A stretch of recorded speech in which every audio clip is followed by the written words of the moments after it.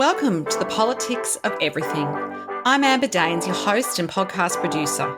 This is a half hour of power, a podcast dropping every week where I unpack the politics of everything, from money to motherhood, nutrition to narcissism, startups to secularism, the environment, quality, and much, much more. Our guests are seasoned in the field or topic of their choice, even if you've not heard of them yet. This is a non-partisan show. So while I love exploring varied views and get a buzz from a healthy debate of ideas, this is not a purely blue, white, green program. Please subscribe, tune in and enjoy the politics of everything.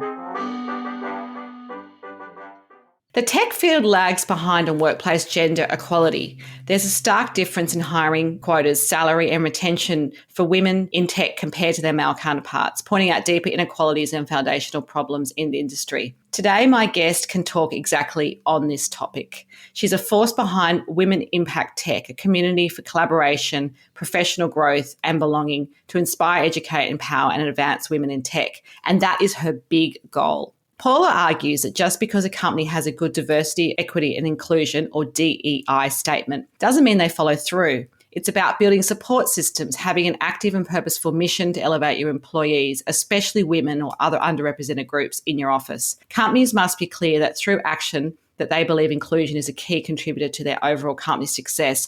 I'm so keen to find out more about this topic. So here we are to discuss the politics of women in tech. Welcome to the podcast, Paula.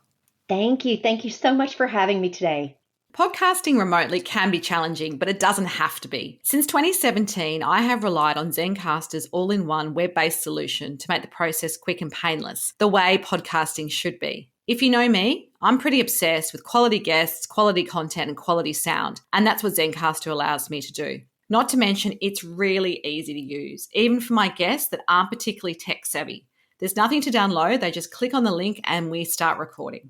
Zencastr is all about making your podcasting experience easy, and with everything from local recording to automatic post-production all in the one tool, you don't have to leave your browser to get each episode done.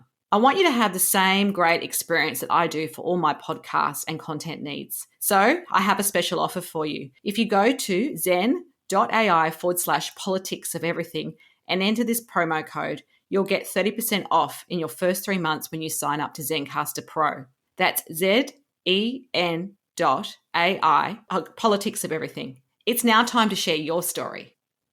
So tell us about young Paula. Did you know what you wanted to be when you grew up? Was it, did you want to be an investment banker? Did you want to be the next Steve Jobs? Did you have an idea when you were a kid? And kind of how did you land where you are today in terms of your career trajectory? Yeah, no, Amber, I had no idea. So as a young girl, really young, I remember seeing pictures of these Vegas showgirls with these gorgeous headdresses. So for a very long time, I told everyone that I wanted to be a Vegas showgirl, and my parents were absolutely mortified. So that was the funny part. And then I went through a stage where I really thought I was going to be a lawyer.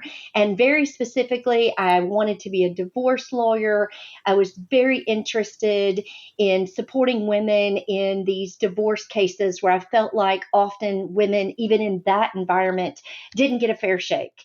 Then I went to college, found that I didn't really love the courses in law, and found myself really gravitating to courses in English and communication, more the humanities field, the touchy-feely, speaking opportunities and things like that. And that's really where I got my passion for, the gift of gab. So my very first job when I graduated from college, I started working I own my own business, so I started doing some sales. It was in the restaurant industry. I loved working with the public. I loved feeling that I was making a difference, but quickly learned as a young entrepreneur that working, sometimes up to 70 hours a week was just too much. So I decided to go into the workforce, got my first job in working for a publications company. I did fundraisers for schools. I loved that work. And that company, I stayed with them for a decent amount of time, about 3 or 4 years. They went through a restructure and I decided to go back and get my master's degree. Wow, that's an incredible journey.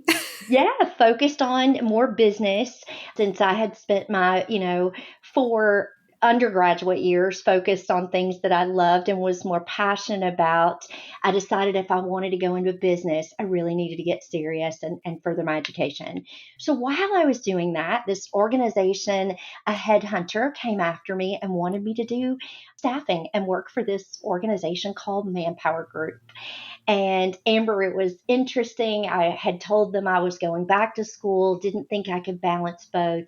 And I tell the funniest story that people still give me a hard time about. Mm. But my mom said, I think you need to focus on your MBA and don't try to work while you're doing it. I said, Oh, Mom, I've done the research. I've looked at my sorority sisters that are in this industry, and it's the pretty girls, not the smart ones. Well, to say that I ate those words for the next 22 years is an understatement. Many times in my career at Manpower Group, which lasted many years, I was there for 22 years. It was a fantastic opportunity to grow and develop.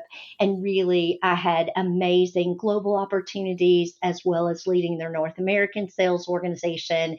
It was a phenomenal career. But throughout that career, my mom would remind me, Are you sure you want to stay in this industry? Remember, this is the pretty girl industry, not the smart girls. You finished your MBA, you've got a lot to offer. Would you consider doing something else? And I really stayed for a long time. And part of that is I was given many opportunities. I was one of very few female executives in the organization. And so I felt really honored to have a company that valued me and I felt like I could grow.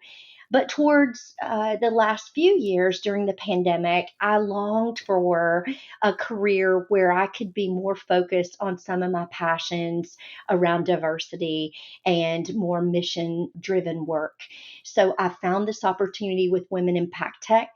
It aligned beautifully to the work I had done in the past around staffing and understanding employment and technology, specifically around hiring technology in the marketplace. And it married beautifully with my ambition and desire to do something in the diversity area. And this one just happened to be very focused on equity for women in the workplace. So the rest is history, so they say. I started in October of last year, and I've had the opportunity to really focus on building this business that in the past has been a business very driven towards events and hosting networking opportunities for companies and women technologists. And now we are starting to do memberships and offer thought leadership and really support them in a more holistic way as part of our mission. And it's been an honor to carry the badge as president for the company. So, women in tech seem to face so many challenges, which in 2022 is a little bit hard to believe. It's not the 1970s anymore. Yeah. You talk about the inequity across the board. Women tend to be both underpaid and underrepresented. Yeah. And I read somewhere, this figure that I think your team shared with me that female managers in tech companies make 10% less on average than their male counterparts across, many major cities, perhaps globally, and they make up just 30% of the total tech workforce and 4% of the computing workforce, and no senior leadership roles, generally speaking. I'm wondering how we can speed up the change and sort of, level that playing field. Do you have any ideas? Is there any sort of quicker fixes than just, banging on about this? Yeah, so I would tell you this past, 6 months, there have been some very promising studies. Some really great organizations are doing research where companies are definitely taking notice that they need to diversify their leadership in the tech area to catch up, right? And really move in a more progressive way with their technology and innovation within their organization and their digital strategies and so on and so forth. So all that looks great. Many companies are even documenting and publicly stating they want to hire women in technical leadership roles, which is, even though we've lagged behind in tech in general, leadership is an area that it's been even more dismal when you look at the statistics. So those are very positive signs that companies are recognizing the necessity to actually diversify their leadership and the thoughts of their leadership team to ensure that they're bringing, innovation to their company. And the companies that do that really well, it's documented that they are more profitable at the P&L statement. It's especially public companies that publish and document their strategies around equity in the leadership area. So we're seeing very positive signs. And I think it starts with companies and leadership, CEOs, executives, understanding the value that their company can gain from diversifying their leadership, executive team, their boards. So all of those things look great. Where I still have concern, Amber, is that while they're making the right moves, having a deep understanding of what it takes for a female executive to thrive in their career is where I'm concerned we're going to continue to fall short. And that's part of the reason, even when you survey women that are working in tech and the numbers are, low, in that low 28 percentile of workers, and then even smaller as you get up towards leadership, oftentimes, if you survey them, they will tell you they're looking for other opportunities and potentially to leave the tech industry. And that's happening to us at a rate of, about 38% say they're looking for opportunities outside of tech. Yeah, right. When you really deep dive with these women and have good conversations, what we find is the pressures in tech, they don't feel that they're getting the work-life balance that they need, whether that's for parents, being a parent, or whether it's taking care of elderly parents. But somewhere there is a life cycle requirement where they're needing to support, more of a whole life or a work-life balance, that it's a requirement for them to be able to thrive, to have that flexibility to manage that. And often tech is unforgiving and they don't allow for it. Absolutely. So why should more women want to work in tech? To me, it sounds a bit like they may not want us there and they're not making it any easier. So if you were going to sell this industry to women who, might have an interest, what would you tell them are the good stuff that they can, I guess, hang on to and run with to make sure that it's the right place for them? Because we all want to work in a place that we feel valued and included and not every day feel like it's an uphill battle just to be there. Yeah, I think the biggest thing is that they're blazing a trail, right? And that because there are fewer women, the companies that are embracing executive women leaders in tech, they truly are giving them a seat at the table and the opportunity to make a difference in a way that other female leaders in organizations may not be as included. So while the numbers are dismal and while we are continuing to blaze this trail, the women that do take a front row seat and are willing to put in the energy and be the first to blaze that trail, or one of the first, they are getting an opportunity to make that journey easier for other women. And if they're passionate about mission and purpose driven life and work, that's going to be something that strongly appeals to a certain population of women. The pandemic had an impact on women in tech that was stark, and women in the tech industry were twice as likely to be laid off than their male counterparts through the pandemic. And like a lot of industries, I think women bore the brunt of, more responsibility, perhaps with home learning with, school-aged children at home. That was my story. More things to do at home to survive that pandemic phase of lockdowns. 54% of women say that the pandemic made it harder for them to even get into tech. Meanwhile, almost 40% of those who maybe were were looking to leave, and they report dissatisfaction. I think it'd be great to know how we can retain fabulous talent, particularly from women and other people in underrepresented groups, especially in a leadership capacity. We want to have a pathway, I guess, for people to stay in tech, and particularly women. Do you have any ideas on how that can happen? Absolutely. I think the first thing that companies need to do is they need to understand what is required for females to thrive in their careers. And I think what we have found is that most women that did take the brunt of the impact of the pandemic in the US, I don't know if you had seen these numbers, but it was over 800,000 women that were displaced during the pandemic. And then compared to only 200,000 men that were displaced in the US during the pandemic. And so when you look at that staggering statistic and you understand just like you said, Amber, most women had the responsibility for taking care of the children, that when there was no daycare opportunities, when they were having to homeschool and still be there for their children while they were in a learning environment from home. And it made it almost impossible for them to balance that and continue to be very feel that they could be a contributor in their corporate environment or their work environment. The other thing is that we bore the brunt of elderly care. So when you look at the responsibilities that women have across the board at some type of caregiving, it's either childcare, it's elderly care, but they are typically the sole provider or primary responsible party of caregiving in the family. And because of that, they need flexibility. And not just flexibility in the ability to come into a workplace, but flexibility in their scheduling, flexibility in childcare arrangements. They need a backup plan.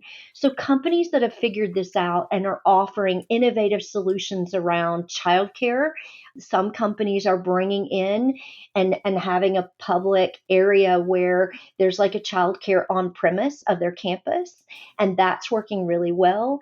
Most companies that are truly working towards innovation, towards driving women and their careers, they're offering that flexibility and allowing them to work more flexible schedules. But it is such a small percentage compared to the large tech companies that often are going back even on in the office versus working remote. We just need more companies to embrace the culture that it takes for women to be successful and thrive in leadership roles. So, who have been your greatest career mentors and why have they made such an impact in your career or life? Oh, such a great question. And there are a ton of, technical leaders that I certainly admire and that paved the way for so many women, both in technology and in, equality. When you look at LGBT rights, there have been amazing women in all those areas. But the ones that had the biggest impact for me were far more personal. So I had a couple of women in my company that really got me motivated and inspired around diversity and ensuring that I had a nice balance between I'll call my first hat of my day job and working towards a P&L statement and working towards leadership, towards mission and goals and objectives, and balancing that with things that I had more passion. So there was a wonderful lady that ran our supplier diversity initiatives at Manpower Group. She got me involved very early as an individual contributor when I was in sales and helped me understand how having that balance and focusing on mentoring other female entrepreneurs in our supply chain could just really add value for your own learning as well as to feel that you're giving back to your community. So that was a great lesson for me. I was certainly young and ambitious and climbing the corporate ladder and so focused on results and all of the things that it takes to get that next big promotion. She was such an inspiration to give me that balance of finding joy in giving back. And she taught me how essential it was to have that balance and give back, not just to mentor within my own organization, but to mentor other female entrepreneurs who were looking for support and advancement of a lot of their business challenges. So that, her name was Kathy Greco. I can't say enough amazing things about her because she had such an impact on just all the things that transpired later in my career. And then the last one, I would be remiss if I didn't say my mother. I was an only child, Amber. My mom was an accountant. She worked when many working mothers in the late 60s and 70s weren't working. They were definitely at home taking care of their children and being a homemaker. And my mother was very passionate about work, and she found true passion in contributing in a different way towards work versus just being a mom. And that was a hard journey for her, but she stood her ground and she taught me, we're in a very different time today, but I can remember when I started it, really advancing my career, I would wear navy and browns and, gray. And she would say to me, you need to embrace your femininity. You have worked really hard to advance your career and embrace the fact that you're a beautiful woman and wear pink and be strong and be proud of that femininity. Don't try to be one of the boys. And I try to keep that in my mind to remember that I can be a proud feminine woman and still be a strong leader. And I never let her words go, unspoken in my head. Absolutely. If we spoke again in a year's time, what would be the number one thing you have hoped to have changed in your business or career, and why? Oh, that's a tough one. I would love to see the, diversity and equality and inclusion numbers continue to not just in the clients that we serve and help sponsors that are looking for support around those topics, but to continue to see those numbers improve across the globe. And I know women in tech, we've been on a very long journey, but I think we're at the cusp of seeing great transformation. I hope that the pandemic has given us at least some glimmers into if you offer women the opportunity to do work life balance in a more flexible environment, they can contribute in such a very positive way. I hope we see that that continues post pandemic in companies and that the numbers continue to show statistically we're making advancement. If in a year's time we could compress those, we could, start to close that gap and see more women in tech and more women in technical leadership roles and staying for greater, lengths of time and not statistically saying they're looking for another industry or another opportunity, those would be huge for me. And just personally, Amber, one of my goals is to ensure that we're not just providing at Women Impact Tech a network environment for women in a single venue or at an event, but that we've created an environment and a network that virtually they can continue their mentorships and get thought leadership from us and support in their career so that they know they have a partner to come to if they need to make a change in the career so that they can stay in tech and feel supported along that journey. And a final takeaway message for us as we wrap up today on the politics of women in tech. I guess the final message is continue to invest. I think we are seeing young women that are showing extremely strong interest in technology that we haven't seen in the past. I've often said we need to get young girls engaged earlier, get them in STEM activities, allow them to take risks on the playground. Don't discourage them. Don't tell them to be careful. Much like their boy counterparts or their brothers, we need to give them the opportunity to be more risk takers and introduce them to STEM activities. And we are seeing that change. I think we could do more. And you can do that as a woman in the industry or outside the industry, as a mom, as an aunt, as a friend, as a neighbor, a grandparent. There's so much that you can do to enrich young girls' lives and help expose to them how technology can really change their world. It's been such a pleasure to have you on the show today. If you do want to connect further with Paula, of course, there's some details on our show notes. Until next time, take care. Thank you. Thank you. Thanks so much for listening today. If you've enjoyed the politics of everything, I thrive on your feedback. So please add a short review and share the podcast with your network through Apple, Spotify, and all the usual suspects. I'm always on the hunt for new and diverse guests, so if you or someone you know has a fresh idea you're busting to get out there, please email me at amber@amberdanes.com and my crew will get back to you very soon.